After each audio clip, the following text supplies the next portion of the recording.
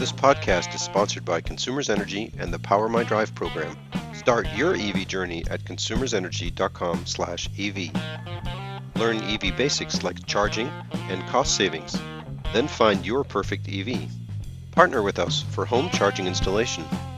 Get a $500 rebate on a home EV charger, or get $10 a month simply for charging off-peak. Need more guidance? Talk to an EV specialist to help you through the process. Get started at consumersenergy.com/EV. Welcome back. Today we have with us Gail and Devin Thorpe. I learned about Gail and Devin through Bill Bortzfield, who is a Zero SRF rider in Jacksonville, Florida. And he did a story on his page, blog, and YouTube channel, evrider.tv. And as someone who I think is probably very similar in our demographic, my wife and I are near empty nesters, and we used to like to camp. For those viewing on YouTube, behind me is a 1985 Volkswagen Westphalia, which we unfortunately had to sell. But we are looking at doing something similar, and I'm going to let Gail and Devin introduce themselves and what they're up to. Great. Why don't you go ahead? Well, we do the podcast of our solartrailer.com and have a fun time putting that together and doing that, and enjoy it quite a bit. Yeah, so Gail's a retired school teacher, and she's very comfortable speaking to third graders. And second graders. Yeah, and second graders. Adults.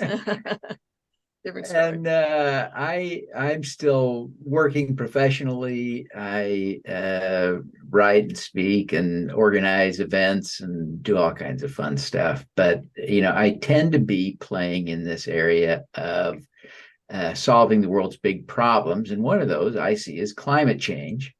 And so that's driven us to spend a lot of time and money thinking deeply about EVs as one of the things that we could do.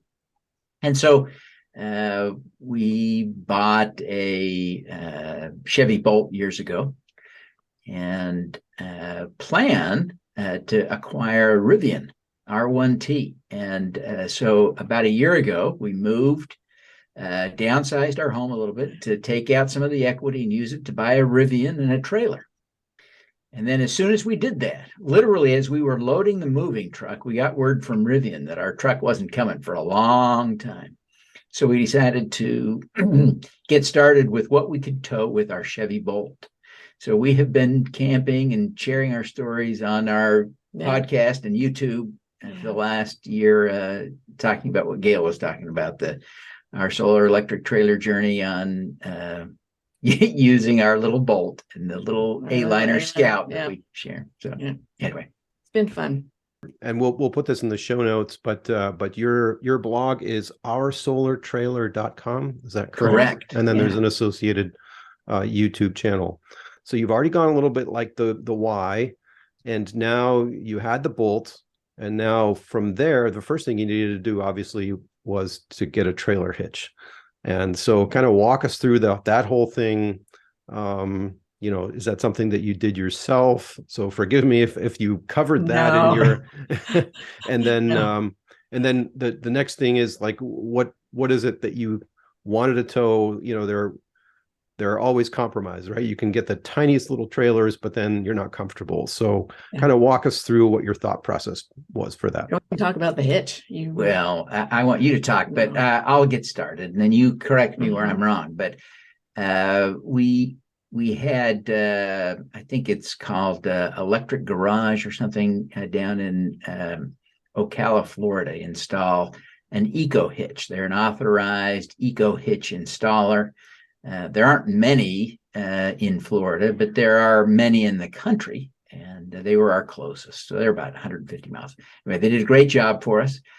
We did have a YouTube episode about that, and they actually let us film a lot of the work. So that's in the video, but they were great. We're really happy with the work they did. And the Eco Hitch is the bigger, stronger hitch of the two that are designed and available for the Chevy Bolt. The other one is a little bit lighter and it's great for throwing bikes on the back, but not really great for towing something. Now, if it's like the one that I have on my Kia Niro EV, it's the torque lift, right? Torque lift Eco Hitch. Yeah, and then I think the other one, the other one is the Kurt, I think, manufacturing. And I had the same decision process where I saw that it was the towing capability, and also for a bike rack was a little bit more robust on the torque lift. Yeah. And it's also a bolt up kind of installation. I don't think there's any welding or anything required. Is that correct? Yes, that's what I believe is true. Okay. Yeah, so it is something you can do yourself if you wanted to. I did it on mine. Oh, did you? Wow. Wow. I'm very impressed. That's good. Go ahead, Does Larry. that affect the warranty at all? I know that's in the notes. That was one of there. my questions. Yeah. Yeah. Have you looked into it all about towing and, modifications? Any idea, is that going to do something to the battery warranty or anything on the vehicle warranty that you're aware of? Well, by the time we did all of this, our warranty had expired. So it was only semi-relevant. But the Bolt is famous for its recalls. And so we've had it into the dealer 3 times into dealers, and twice since we put the Hitch on, related to recalls. We've got another one coming up that we got to deal with. And no one at the dealership has ever said, oh, well, it's too bad you put that on there because that would violate the warranty. So I don't know. I hear that all the time. And we haven't had to really test it. But I suspect that in most cases it wouldn't. But I can't say that with confidence. Yeah. We just had an episode with Ben Nelson putting a vehicle to load system on his Chevy Bolt EV, and it's a brand new one. So he tapped into the 12-volt system. We had the same sort of question. And I think if it's removable again, I mean, theoretically, you could unbolt that trailer hitch and say, well, it was never there, right? Although I think they do cut some of the skirting out. They so cut a little hole anyway, but I think the reality is that even for an EV battery, most people have this fear, like, well, it's one of those questions I get in the EV space is, how much does the battery cost? And my usual response is, you're asking the wrong question, because it's really a matter of how long will the battery last? And the answer is usually long enough that other bits and bobs on the vehicle are going to fall off way before you need to worry about the battery. So that's kind of my take on the Kia Niro, which is also a 2022. So I do have a warranty, but it's not that I don't care, but I don't think it's relevant for the warranty. Well, you have to be careful how much you tow. We got a trailer it's a small lightweight trailer that we can actually tow and not have a problem with it. Yeah, we've never had the least sense that the car was struggling with the load in terms of acceleration. We can feel it a little bit in the stopping, and that's why we wouldn't want to go heavier. But our little trailer doesn't have brakes of its own. And so, the car is doing all the braking, and it takes longer to stop when we've got the trailer. So speaking of trailer, which trailer did you ultimately choose? Is it something that you bought new, or, did you go out and get a used one? One of those things I've heard about RVs is the first time when you get into it at first, buy something cheap and used, and then go camping for a while and see all the things that you like and dislike, and then go buy the ultimate thing that you're really going to live with long term. So kind of walk us through that decision process and what you ended up getting. Yeah, we ended up getting an Aliner Scout trailer, and it folds down. It's easy to pull. It's easy to store it in our garage. What year is that? Because it is used. Yeah, it's 2013. It's 2013. So, we'd taken it out several times and didn't have any problems with it until we had a tire blow on it. Yeah. And it made quite a mess. And so we're still waiting to get that fixed. Yeah, it was like a bomb went off under the trailer. It didn't do any visible damage. So I didn't even realize this had all happened, but it blew a big hole a bunch of holes in the bottom of the trailer. And so it was pretty disastrous, it turned out. So we're still waiting to get it fixed up from that. We got a little help from the insurance company. And so I actually think in the end, it's not going to be super expensive to fix, but it was, again, beyond my capability to fix.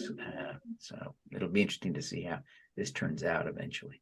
So was that the explosion that damaged, or was it while you were going down the road till you could stop that it was the rubber was just ripping into things?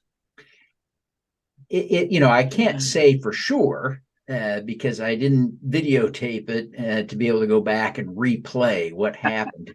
But the damage to the steel wheel well suggests that it was at least initially caused by the explosion of the wheel, the tire.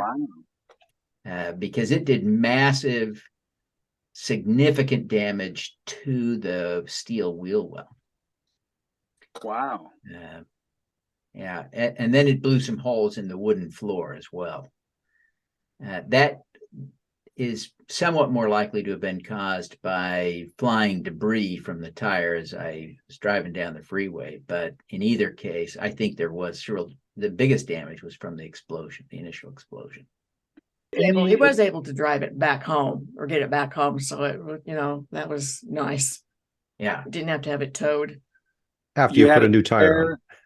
Yeah. I had to put immediately. I had to get the spare. I was really glad that I was as prepared as I was, but when the tire blew, the one thing I was not able to do, I could not get the tires off the trailer. So I had to drive into the nearest town, go to an auto parts store and get a good wrench thingamabob to pull the lug nuts off. I had tested, I've got one of those cranks that you use to adjust the height, right, to level the trailer. And that fits the lug nuts. And so my thinking was that's designed to solve that problem. And it may be designed to solve that problem, but I wasn't strong enough to use it to get the wheel off. So I had to go get. And I, of course, wasn't there to help him. So he was all on his own. Because you were just going to strong arm all by yourself. Yeah. I mean, the muscles on this girl. Right. Yeah. Over the years, I've had that. And with trailers, so what I've found for me is I let them sit. And then a year and a half later, I'm going to go on a long run. And right, I think just the sun and weather wear. So I've of late gotten in the habit of, just running. They're usually inexpensive, and getting a new set of tires thrown on my trailer if I'm going for, over a day drive. Yeah. Because of that. Yeah, we bought the trailer from someone who had it sitting out in her backyard on the grass or gravel for years. And I don't think it had moved. And so, but we were able to get it home and take it camping a few times with no issues until it finally decided to blow on us. Yeah. Yeah, that sounds more like the tires dry rot. Yeah, the tires weren't worn, but they were rotten. Yeah. And we didn't appreciate that risk. We were looking at I had thought it through, but I'd never concluded that it was urgent, and big regret, So it's one of the things that we have shared in our messaging with our audience is that, those tires, you have to do exactly what Larry does. Those tires are relatively inexpensive. They age out. Get rid of them, put new ones on periodically, regardless of the mileage and the tread. So let's jump to the electric vehicle part of this. You had your Bolt, so you knew kind of what to expect in terms of range and charging on the road, things like that. But with a trailer, obviously, now your range is going to go down because you're pulling additional weight. There's additional friction. So what did you discover about the Bolt in terms of driving distance, driving range, driving and charging cadence on a road trip? Of course, what we're doing is silly, right? And I view what we're doing is to prove that, silly aside, it's remarkably doable. It takes a little bit of a mindset, but we took the trailer on a 1,000-mile trip with the Chevy Bolt to prove you could go a long distance with the trailer. A couple of things we learned on that trip, at least for us: the effective daily range is under 250 miles. You want to keep it, if possible, to one charge per day, which is something we're also trying to tune our future toward. And we'll maybe talk about that in a bit. But so we can get about 125 miles on a charge, and with the trailer. Without the trailer, we can go almost go on the freeway, on a road trip. We can go 210 kind of range. So it's 35% lower. It's a little bit apples and oranges, but in any case, it's about a 35% hit on our range. But so the one charge per day gives us a travel day of, like I say, about 225 miles. The second charge, you probably aren't going to charge all the way to full. You know better than I, Carl. It takes so long to get that final charge. You're never going to wait for it on a road trip. So 2 to 225 miles with a Bolt towing this trailer is perfectly doable. And so on our trip of 1,000 miles, we had 5 travel days, and we averaged about 200 miles a day. And the only day that was a problem was the day we tried to do closer to 300. Boy, that was a long, exhausting day. We got into the campsite at night, which was not fun.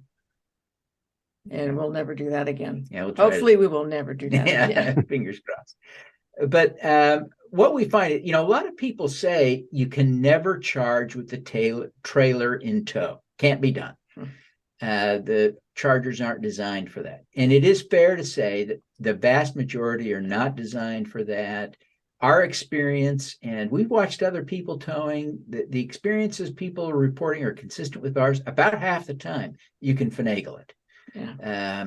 So yes, it is a major pain. And you mean with the trailer still attached? Yeah. Right. Because obviously you can uncouple it. Yeah, but that's a pain. Yeah. Half the time we have to do that. The worst stop that we had on our big trip was one in North Carolina where the charger was inside a parking structure. And so we left the trailer miles away. Wow. And that was much more problematic. We would want to avoid that again. Yeah, usually we're able to stop at a Walmart or a Target and get a charge. But this time it was in a building, in a parking lot, and just ridiculous. It was. Yeah. So that one was the most problematic charge we've had. Wouldn't want to repeat that if we could avoid it. And I'd say that's pretty impressive, actually, the 250 miles for the day. The Bolt is not exactly known for its DC fast charging speed. No, and I think that's part of the issue, right? So I drive a 2019 Bolt as my company car, and I just got back from a little regional trip, and even so, I needed to do some DC fast charging. And by the way, you all are in Florida and you travel the southern states, but when Michigan here, when the battery gets cold, on top of that, you're getting about 25 kilowatts of charging speed, not 45 or 50. So that's really, really tedious. But I think that's good advice, right? So that you have to be realistic. If you just want to zip across the country, this is not the solution for you. And like you said, you just have to say, well, this is doable. I mean, I drove my 2016 Nissan Leaf with 30 kilowatt hour battery from Kansas City, Missouri to my new home of Michigan, but it took me 2.5 days back in 2018 because there weren't even any DC fast chargers. So I was charging in campgrounds and level 2 charging and all this sort of thing. So you have to keep that in perspective. So you are finding that, for example, the Electrify America stations, I know some of them do have pull-through capability. Are you seeing more of that, or are a lot of them still the head in and then you got to back out and the trailer is sticking out into a parking lot throughway? So sometimes what you can do is park in the wrong spot. Oftentimes the chargers are way out in the back 40, right? And so there's nothing going on around. So what we find is oftentimes if it's not designed with a pull-through setup, there still may be a way to pull alongside with the trailer out of the driveway and still get a charge. One time that I'm counting in this, we had left the trailer parked in a driveway, but it was right at the very dead end of the driveway. Yeah. So yes, we were in the driveway, but you couldn't go past us anyway. So we did it without feeling guilty about that. So oftentimes, like I say, about half the time, we've been able to finagle it. Now, it'd be harder if we had a bigger truck and a bigger trailer. Yeah. It would probably not be half the time, but still sometimes. We just had our EV meetup, Kiva in Kalamazoo, and one of the local dealers is really he's taking the green pill or whatever you want to say, and so his hope is to have 3 DC chargers and 7 J1770 level 2 chargers. And so I should probably encourage him, because I think he wants to, there's nothing in his area that he should probably try to design it with 1 pull through at least, right? That would be a good thing to start recommending. And then our local city, Kalamazoo, wants to step up their charging infrastructure. So we should really encourage that, right? Everywhere. Yeah. You know, it's interesting that gas pumps have always been designed to pull through. And we've got to change the mindset on EV charging, in part because it used to be that it took an hour.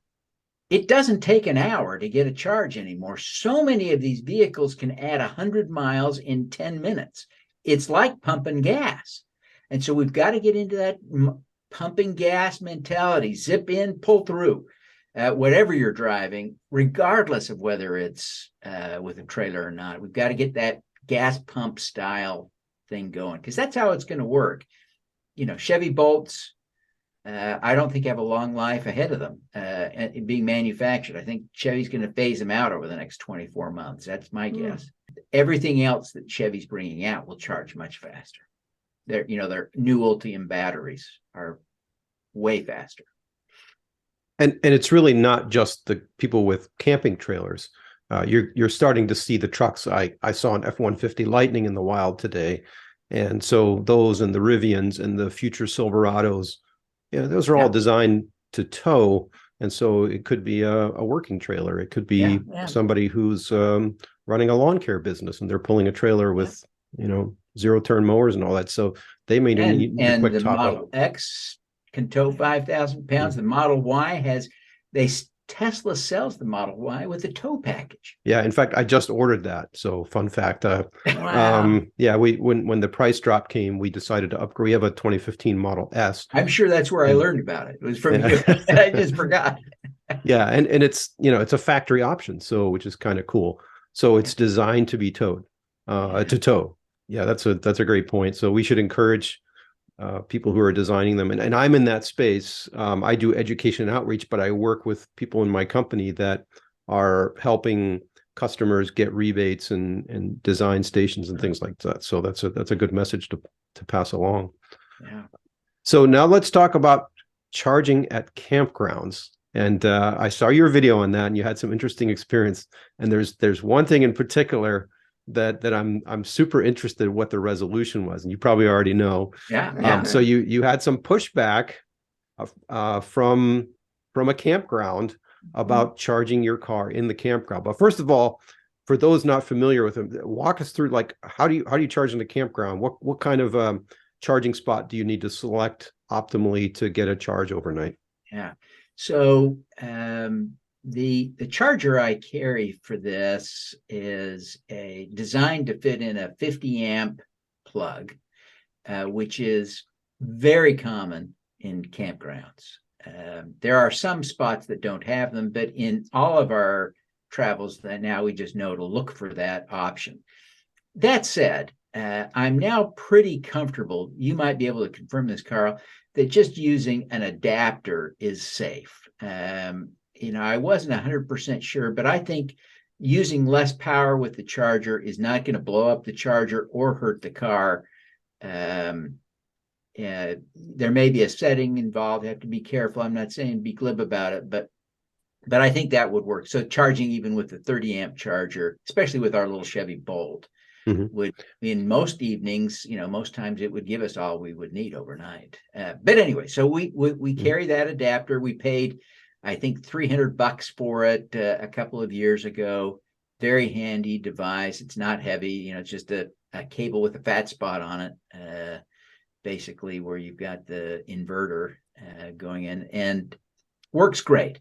And so our experience so far is that more than 80% of the time, the campground doesn't care that we're plugging in the car. We have started to be a little more discreet about it after our experience at the KOA that you're talking about. But yeah, the KOA, we pulled up, plugged in immediately, and they came running out. Instantly. Within seconds. Yeah. Telling us, can't do that. Yeah. And what was their reasoning? They told us it was a national policy. And I think you were the one that confirmed on Twitter that is not, in fact, a national policy. I sent a lengthy letter to the CEO of KOA and never heard back from her. But I was intrigued to figure out, if that was in fact a policy, why it would be the policy.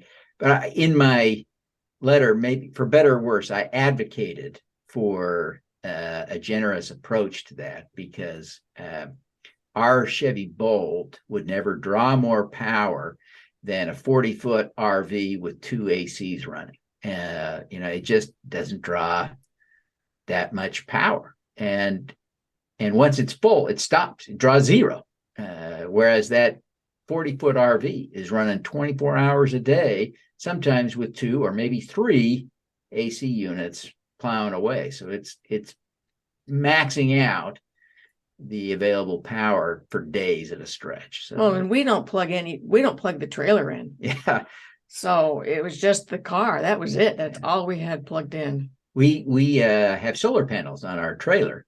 So our strategy for being in an RV park and rather than boondocking is to charge the car, not the trailer. Yeah, and you're right about the charging cable. First of all, the Chevy Bolt, the onboard charger, the thing that turns AC into DC for the battery, only has a capacity of about 7 kilowatts. And the 50 amp RV plug, even at the 40 amps, which is where an EVSE, the cable with the fat spot, as you said, where that would run, that's 9.6 kilowatts. But the Chevy doesn't even draw that. So those outlets should be able to handle much more, unless it's somebody at a campground that really doesn't understand that sort of thing. It's really not a safety issue unless it's a super old outlet that's kind of ratty and you're not plugged in properly. But if everything is designed properly, if that would be the same risk of fire or damage if someone pulled up with that 40-foot RV with 2 or 3 AC units, right? Yeah. Going back to your comment about the other plug, so the other one I think is officially called the TT30 travel trailer 30 amp. Now, what's different about that is it's only 120 volts as opposed to 240 volts. So right off the bat, obviously you're not going to get as much power and thereby charging speed. About 3 kilowatts. That sounds about right. Yeah. For our little car, that's generally going to give us enough overnight if it's a kind of a long night. If we can be there 12, 14 hours, it's probably going to get us, if not all the way full, pretty close. So we can be well on our way the next morning. Now, does your the EVSE, so EVSE is really the charge cable. The charger is really on board the vehicle, right? So it's actually alternating current in, alternating current out on the charge cable. It makes sure that everything's grounded right, that the battery management system is actually calling for power. That's really its function. It's a lot of safety interlocks, things like that. Does your EVSE cable, does it have a way to turn down the amps? Many of them do, and I've never tried. So I don't know. I don't know if ours does, but I know that's an option on some. And I suspect, there's a little readout and some buttons. So I suspect I can. Okay. But it seems to me it probably happens automatically. Well, I think it doesn't. And that's why I'm coming to this. One thing you might want to be careful of is if the combination of the charge cable and the car is just plugged into a physical adapter that takes the TT30 into a Nemo 1450. Yeah. And it's not a smart adapter. There's some charge cables that are smart, and they have the adapter, the inlet adapter has a chip in it or something that tells the EVSE cable, hey, this is the kind of adapter that's on this end, and that's all it can handle. But if you don't, if it's just a physical adapter, then the EVSE doesn't know any about that. And what it might try to do is say, well, your car can handle 7 kilowatts, and this charge cable can handle 7 kilowatts. So that's what I'm going to try and draw. And you might overload the circuit, and so you might pop the breaker.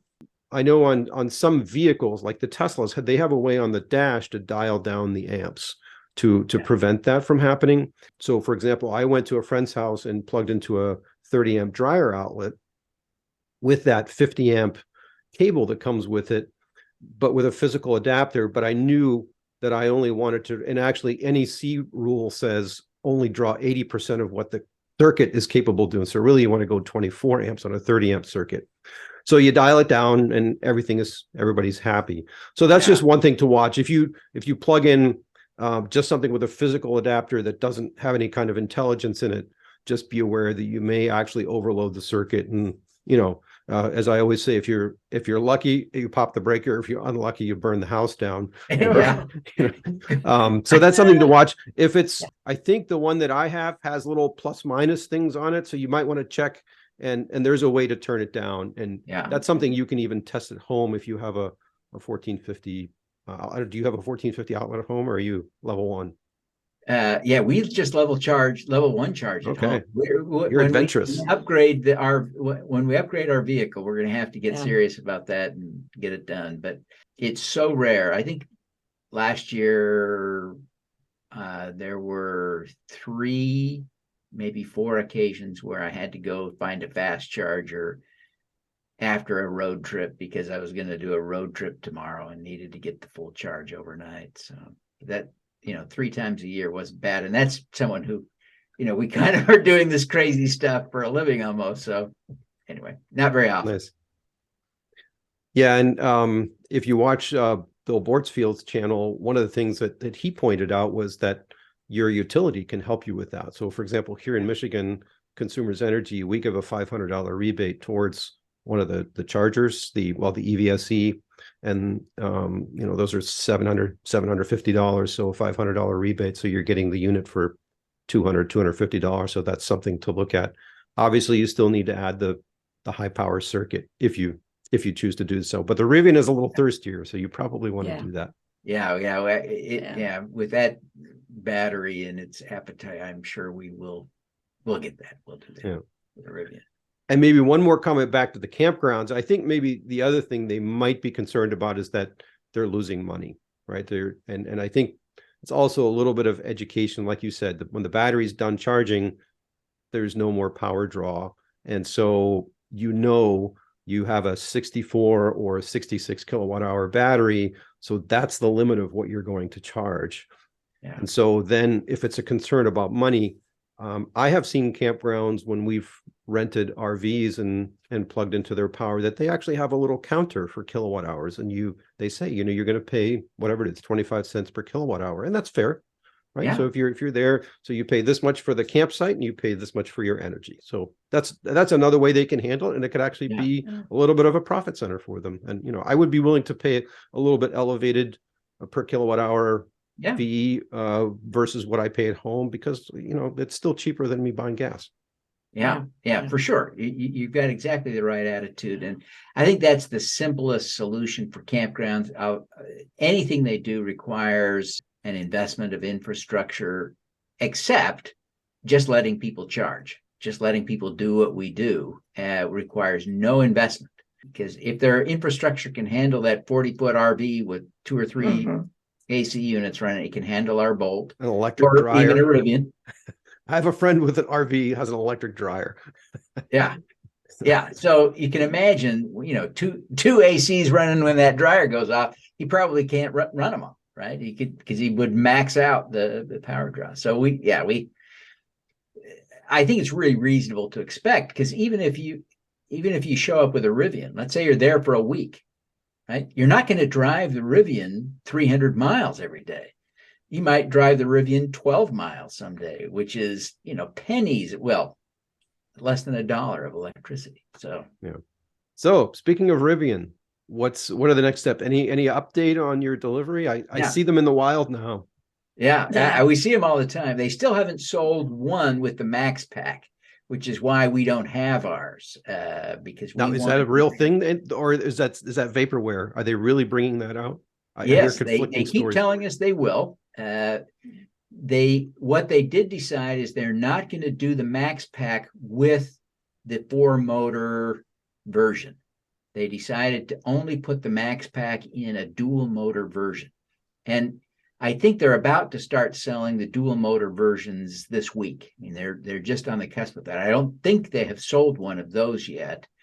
And after they sell some of the dual motors with the small batteries they call large, then they will start selling the Max Pack versions. And so they're telling us summer. And there are two options. And one is what they call enhanced, and it just has a little more horsepower digitally, allowed, and that costs an extra $2,000. We're not going to pay the $2,000 for that, so we'll get the unenhanced Max Pack version, which still has an 11,000-pound towing capacity, and we're hoping our trailer is 55% of that, maybe 60% of that. That's what we're thinking right now. Yeah. And so we think we're trying to replicate the Bolt experience just at a bigger scale, where we give up 35 to 40% of our range so that we can still do a 400-mile day with a decent sized trailer on one charge during the day. We think that's a pretty doable plan with the Rivian. So that's what we're shooting for. So that's a great segue to your latest episode. You went to an RV show and you're looking to upgrade your trailer. So you're not pulling your Aliner with the Rivian. That's not the long-term plan. No. So what's the thought process there? What's out there? Are you seeing any kind of awareness in the RV travel trailer industry of towing with EVs? Yes. The main thing that people are experimenting with in that regard, I think, is the wrong thing, with the exception of people who will live in their trailers. And that's not a zero population, right? That is a meaningful population. But if you're going to park your RV a lot of the time, the last thing you want to do is spend $30,000 on a bunch of batteries that will just be parked next to the house. Now, if you use it for a vehicle to grid option, which you're probably much more expert than I am, Carl, then that makes great sense, right? If that's part of your strategy. But if you're not going to do that, it doesn't make sense in my mind, to have a lot of batteries in the trailer. That's what people have been doing. That's what they've been talking about in terms of trailers. There is Winnebago has an electric RV now that's a drivable small motorhome. The folks that make Airstream also have one. Yeah. It's a little bigger. That one has a hydrogen fuel cell component to it, so that your range is longer if you can find hydrogen. Yeah, you can fuel that up more quickly than you can charge the batteries. But those have about 100-mile range on the battery. The Winnebago, you're done. There's nothing else. You just find a charger after 100 miles. The other one has the fuel cell option, so that with the fuel cells, you'd be able to do all day, starting with your 100 miles in the battery. So good option. But those aren't for sale yet. Those are concept vehicles that showed up last year at the show. Not there. Yeah, we didn't see any this year. They weren't back, Not even there. and there's no enthusiasm around that. There are a few companies working on more aerodynamic vehicles, and so the teardrop trailers are the best aerodynamically, and they're great for being towed. So like with your Model Y, I think well, right? With your Model Y, there's some great teardrop options. We couldn't find a teardrop option that's big enough for spending weeks and weeks in. For a weekend, sure. for weeks and weeks. We didn't want to do that personally. We did just today learn about a company. I can't even remember. I think it's Safari. It's a Canadian company that's making trailers, and they're trying to make their trailers and they make motorhomes and trailers, and they're trying to make them super aerodynamic. So they do have little teardrops, but they have a 24-foot trailer as well. It's not a teardrop, but it's designed to be more aerodynamic than the typical trailer. So it is good to see that, and those will tow better behind an EV. We looked at teardrops at the Grand Rapids RV show recently, and the one thing that struck me is the layout of them typically is such that your kitchen is essentially outside, right? So you have your living space in the front part of that teardrop, and then it tapers off to be aerodynamic. And the way to cook is you go outside the trailer and you pop this little hatch open. And if you're lucky, there's an awning or a bimini up there, but then you're standing outside. So if it's streaming down rain and you just want to pull over and make yourself a cup of coffee, I don't know. I don't really think that's particularly practical. You have to be pretty hardy.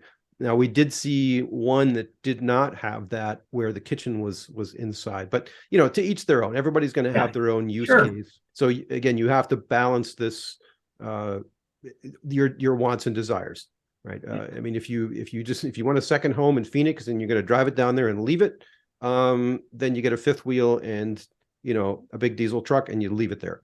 But I think what you're doing is a little bit different. So you have to make a little bit of compromise. So what are your thoughts there? You put some makes and models in your video and the show notes associated with that. So are there ones that you're kind of gravitating towards with what you know at the moment? Yeah, I tell you a little bit about my favorite. What I loved about this primarily is just the style. It's a vintage trailer in style. I love it. Part of our branding, our logo is kind of a vintage trailer, and so it fits with our branding a little bit. It's also this particular trailer. It's called a Gulfstream Vintage Cruiser 23 RSS, and it does look like something almost out of the 50s, maybe a little stretched from something from the 50s. But I'm also hopeful that rounded design will also be a little more aerodynamic. It looks a lot to me like the aerodynamically designed Canadian trailer I was talking about a few minutes ago. So I'm hopeful that it does have an aerodynamic benefit. It's also the lightest weight of all the trailers we were looking at. What was the size of that one? It's a 23 feet long box with a 26-foot trailer on a hitch to bumper, 26 feet 1 inch. So it also, to me, one of the things that we really want to do is put solar panels on it, right? And so it looks to me like it's got a great roof line for solar. And so I kind of like that one. And then Gail, you kind of like this, the Venture Sonic 23-1 VRL, I think was your. Yeah, it's a little bit bigger, a little bit heavier than the one Devin likes. Our plan is to go out from Florida to California and to Utah, where we have a lot of family and friends still, which is a long distance travel time. So we've got to be able to live in this trailer happily for weeks at a time. So I like this bigger one better. It's got a bedroom that's private. So when you walk in the trailer, you're not walking right into the bedroom. It's got the bathroom in between the living space and the bedroom. So if you've got friends over that are staying overnight or kids that want to stay overnight, everybody can access the bathroom without interfering or walking by anybody else that's sleeping or whatever. And it just looks comfortable on the inside to me to spend some time in it. Yeah. Plus that one did not have, neither did yours, the theater seating that we really want. We're at an age now where I want to be able to put my feet up at the end of the day. I saw those ones with I want to watch a show. Yeah, I saw those ones at the RV show with the Barca loungers and the Yeah. ottomans right across from the giant TV. Yeah. That's kind of our dream, but I don't know if that's going to happen. We're going to have to compromise quite a bit on what we actually end up getting. But, looking and sitting in these at the trailer show was just, or the RV show was really kind of fun. You sit there on the couch and go, can I live in this? Can I look at this whole thing and go, is it big enough or is it too small? Are we going to be on top of each other or are we going to have some space? And yet you probably will still have to live with it for a while to find out, where you store everything, your daily cadence of, making coffee and cooking and packing, striking camp, setting up camp, all those fun things. So, but you are considering looking at buying new, or you also considered used ones? Used. We looked at the new ones as if we were going to buy them, but really our plan is to buy a used one. Yeah. And the reason for that is we know there are things that our crazy plan is to strip out. It just seems so painful and expensive to buy a new one and then strip out, the propane features. But if you get one that's, 5 years old, 4 years old at half the cost of new, it doesn't feel nearly as bad to strip out the propane and add a bunch of batteries and solar panels. So that's kind of what's leading us down. We're, of course, nervous about buying someone's problems. So we're thinking about inspections and things like that a lot. Yeah. Well, at least with a travel trailer, as opposed to a motorhome, you're not concerned about the drivetrain. So right. I would think that, any repairs would be reasonable because it would probably be something in the electrical system or the water system, something like that, as opposed to a big diesel engine that maybe needs an overhaul. Yeah. The big risk is water damage in the walls, floor, ceiling. That's the thing that I think trips up and creates real expensive problems, relatively speaking, in the trailers. Yeah, I have no natural proclivity to that sort of thing. I am learning as fast as I can. YouTube is great. Yes, YouTube University. YouTube. Yeah, exactly. Yeah. Well, and you have to make your own mistakes. I watched some of your videos on the solar system and selecting the inverters and all these sort of things. And thank you for doing that, because if you can help others people avoid the same mistakes, that's super helpful. And, we're really good at mistakes. Yeah, well, if you don't dare to do anything, you'll then you're never going to make any mistakes. No. Yeah. Well, you've already answered some of my other questions, like, are you going to put solar? So that's in the plans. And and then where are you going? So you said you have some relatives in Utah, but are you planning like a major trip beyond that, just around the country, or pretty much go back and forth between out west and Florida?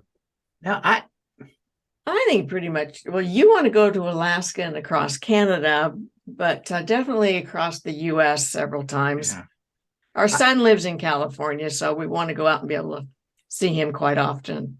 I'd really like to see, I'd like to take the trailer to all 50 states. Well, all 49. Except Hawaii. We can't take it to Hawaii. Course, you can take it to the 49 states plus, what are there, 13 provinces in Canada. That would be a goal.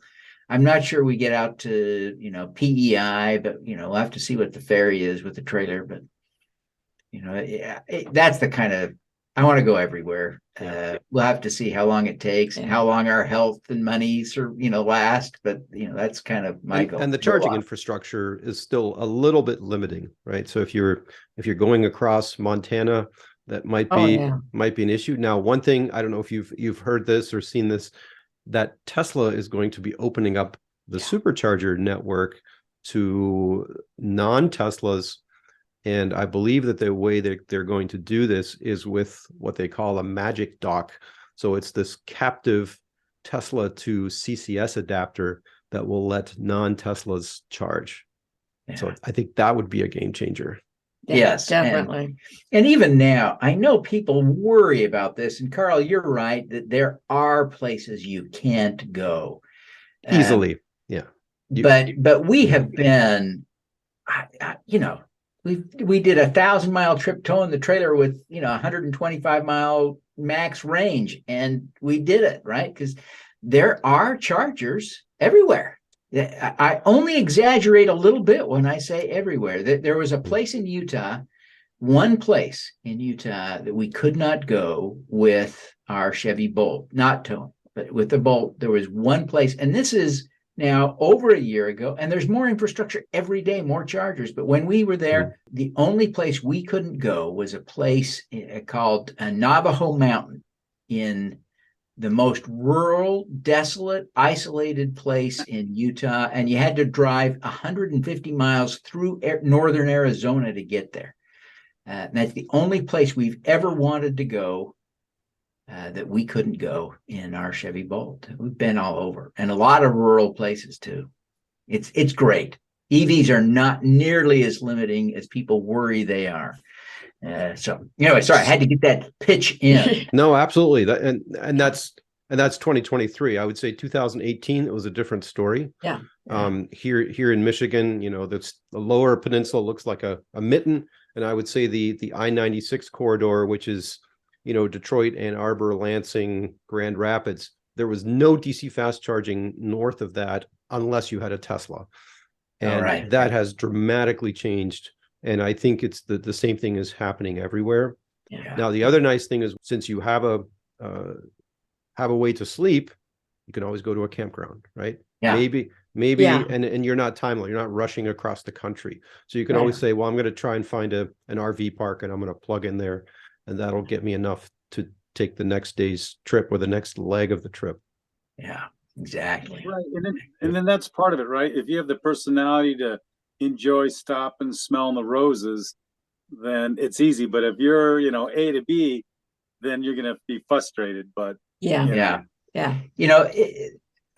One of my friends recently said that he did a 700-mile trip in his ICE car, and I like to call them Vices, vehicles with internal combustion engines. Nice. And so in his Vice, he went 700 miles in a day.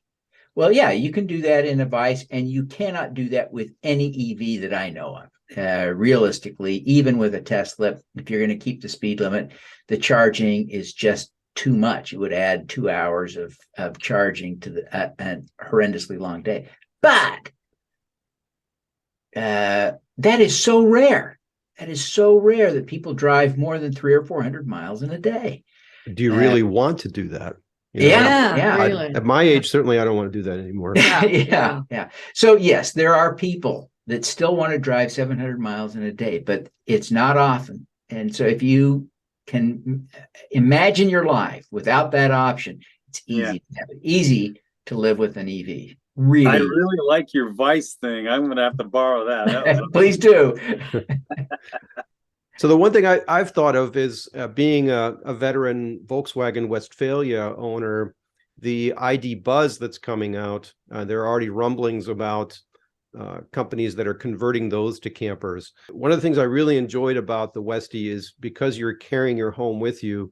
I'm a big coffee guy, so we would stop and get a cup of coffee and use the restroom somewhere. And so, you could pull in there and plug in, start charging, use the restroom. And then if you got your little kitchen, you can make your coffee, vehicle to load, right? So you can have a little electric heater, do what you need to do. And, by the time you're done relaxing for a little bit, you're already done charging. Yeah. And then off you go. And then beyond that, you take this thing to a campground.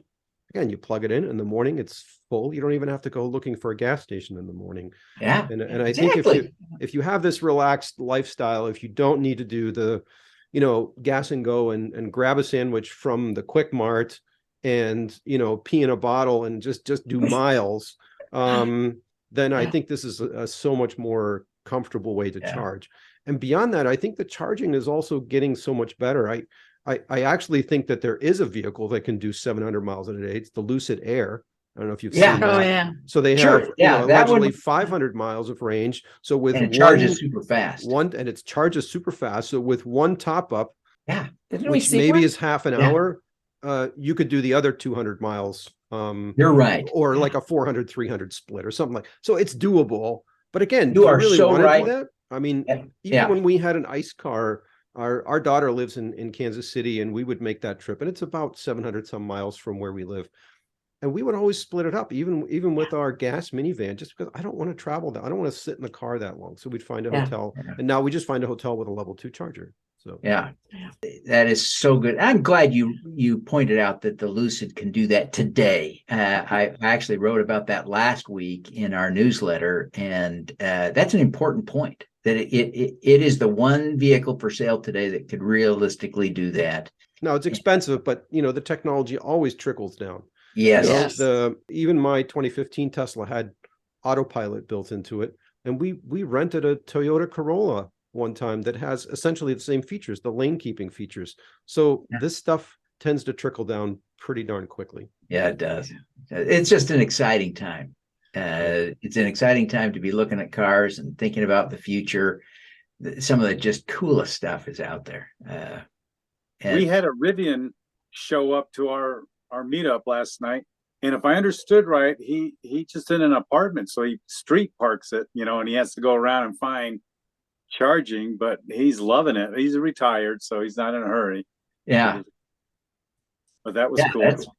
That is, and with for around town, that's fine too, because he's got that massive battery. Even what they call the large and I call the small battery still gives you 325 miles of around town driving. So you just need to go find a charger once a week for around town. And even then, you'd never really be worried.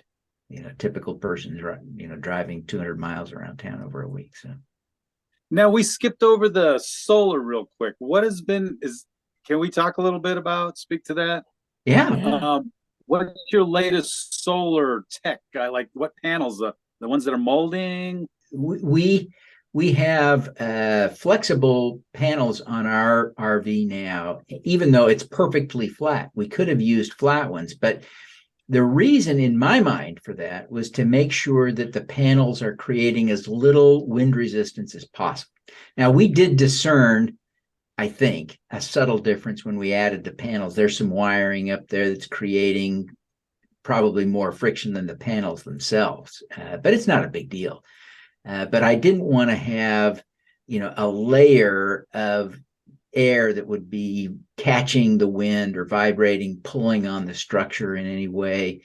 So I've really been happy with that. It was also really easy to install the panels themselves. The rest of the system is still a major pain. I mean, it just, for me being a total novice at all this stuff. So like, which end of the plug do you stick into the wall? I that's where my expertise ended. And so it was really YouTube University at the extreme, but attaching the solar panels was the easiest part using those flexible ones. We just used two-sided tape. Yeah. And it, wow, that's great. So good.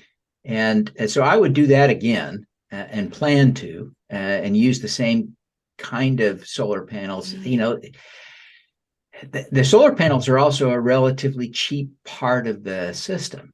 And so I'm not especially anxious about that. I'm probably going to do this again, probably these cheap Chinese flexible solar panels. And if one fails, I'll swap it out.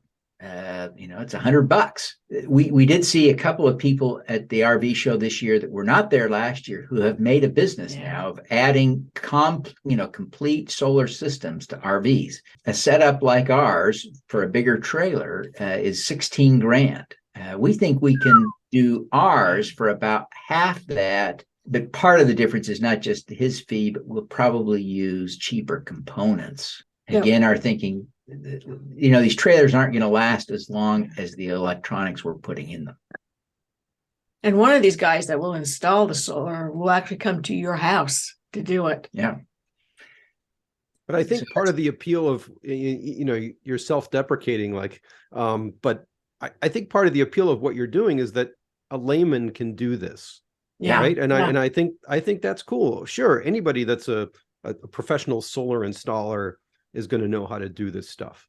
but Yeah. you've done it in a way and you walk people through it. Like here's the decision-making process, and here's what these component costs, and here's why we sized the system we did. Here's what we want to do with it. So those are the thought processes that you really have to do. You don't just go to Harbor Freight and buy some panels, right? Yeah, that's right. You know, Yeah. my background is engineering, but I'm still one of those people. It's like, I just want to start buying the components and screwing them all together.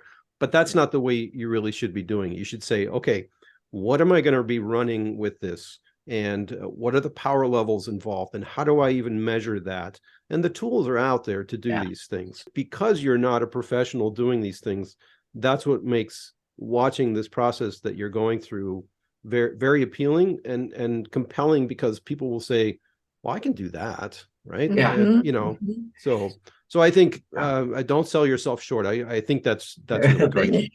You're kind. We are having fun sharing our journey on this path, but already, my mind is just spinning, trying to figure out the best way to configure the solar on the new trailer. Of course, we'll have to see exactly what it is. How much power does the AC unit draw? And with the AC, we're probably going to have to swap it out for an AC unit with a heat pump, right? Because we're going to strip out the furnace that's probably already there, but powered by gas. So we've got, a lot of that sort of work to do. But you can also do it stepwise. I mean, you can live with a propane system for a while and then say, okay, now I want to move on. I want to get my heat in a way that's carbon neutral. Some of the tricks we found for heat are just electric blankets. Obviously it doesn't solve the problem in Michigan in January, but that solves the problem in Florida in January or in Utah in October, right? When it's a cold night, you wake up and it's 45 degrees outside, 55 degrees in the trailer. If you've got an electric blanket, you can survive. You can survive. Yeah. Yeah. But I mean, camping in winter in Michigan is pretty hardcore. But I think that's a good point. I mean, in a way, electric blankets are kind of like using seat heaters on your electric vehicle and the heated steering wheel rather than the cabin heat. So on my trip today, I did about 100 miles in the Bolt. And so I got the car preheated while it was still plugged in at the hotel where I was. Yeah. And then for the first hour or so, I said, okay, I'm going to turn the heat off and I'm going to use the seat heater and I'm going to use the heated steering wheel. And it's not like I was bundled up, really. I was just, I was wearing a shirt and a sweater but no coat because I don't like driving with a coat. And it was comfortable for a good hour. And it probably saved me, I don't know, 10, 20 miles of range. Oh, yeah. And then when I said, you know what, it's enough. And I'm starting to see the condensate on the windshield. Okay, it's time to turn the heater on. But by that point, I had 40, 50 miles of buffer in my range and I didn't even have to stop again. Yeah. So, you make those decisions, but I think the electric blanket and using those kind of things, and even insulations. I don't know if you ever, there's a YouTuber that started out, Tesla Bjorn Nyland.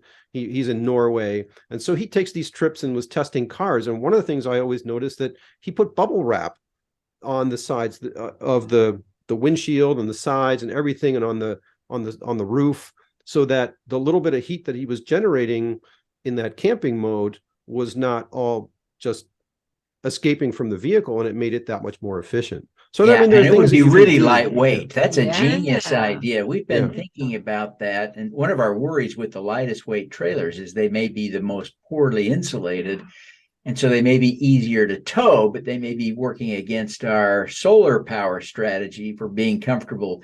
So that's a great tip. I'm glad you shared that. It looked like stiff bubble wrap, but with like almost like a reflective coating. And I think they make these things now I know for Teslas they do. There's a company called Teslarati, and there are a bunch of others out there that they make them so that they're perfectly shaped for the windows, and you just buy them, you stick them in there. But I'm sure you can buy this stuff in bulk and maybe just even just stick it in the windows or in places that are poorly insulated, maybe around the doorway while you're sleeping, and then you pull it out and stow it someplace, and it really helps cut down on the amount of energy that you need. And it'd be lightweight. Yeah, that's a great feature of that. Yeah, you could do much of There's the a lot of YouTubes out. Yeah, little Velcro, and what's the best way to attach them. So that's cool. Wow. So now you talked about sharing, And so it's so cool. What got you guys into the YouTube? And then also that your wife is, we had one gal show up to our event. And so just to speak to how your wife is able to be so brave, right? And one, YouTubing and the EV movement. Yeah. Well, I grew up in a household that never went camping, ever. My mom hated dirt. We did not do it. So when we started talking about it, we'd done a lot of international travel, and I think we're done with that. So we wanted to do some travel in the US, and the best way to do that was with the trailer. So we kind of finally agreed. He talked me into it, and the Aliner does not have a bathroom in it, does not have a kitchen in it. And I said, that's my limit with that.